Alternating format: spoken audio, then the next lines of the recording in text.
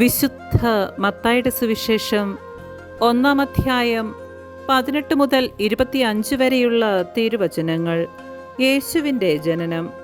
യേശുക്രിസ്തുവിൻ്റെ ജനനം ഇപ്രകാരമായിരുന്നു. അവൻ്റെ മാതാവായ മറിയവും ജോസഫും തമ്മിലുള്ള വിവാഹ നിശ്ചയം കഴിഞ്ഞിരിക്കെ അവർ സഹവസിക്കുന്നതിനു മുൻപ് അവൾ പരിശുദ്ധാത്മാവിനാൽ ഗർഭിണിയായി കാണപ്പെട്ടു.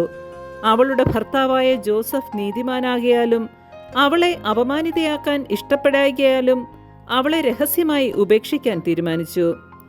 അവൻ ഇതേക്കുറിച്ച് ആലോചിച്ചു കൊണ്ടിരിക്കെ കർത്താവിൻ്റെ ദൂതൻ സ്വപ്നത്തിൽ പ്രത്യക്ഷപ്പെട്ട് അവനോട് പറഞ്ഞു, ദാവീദിന്റെ പുത്രനായ ജോസഫ്, മറിയത്തെ ഭാര്യയായി സ്വീകരിക്കാൻ ശങ്കിക്കേണ്ട. അവൾ ഗർഭം ധരിച്ചിരിക്കുന്നത് പരിശുദ്ധാത്മാവിൽ നിന്നാണ്. അവളൊരു പുത്രനെ പ്രസവിക്കും. നീ അവന് യേശു എന്ന് പേരിടണം. എന്തെന്നാൽ അവൻ തൻ്റെ ജനത്തെ അവരുടെ പാപങ്ങളിൽ നിന്ന് മോചിപ്പിക്കും. കന്യക ഗർഭം ധരിച്ച് ഒരു പുത്രനെ പ്രസവിക്കും.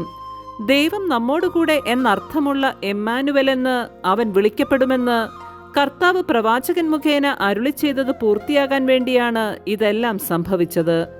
ജോസഫ് നിദ്രയിൽ നിന്നുണർന്ന് കർത്താവിൻ്റെ ദൂതൻ കൽപ്പിച്ചതുപോലെ പ്രവർത്തിച്ചു. അവൻ തൻ്റെ ഭാര്യയെ സ്വീകരിച്ചു.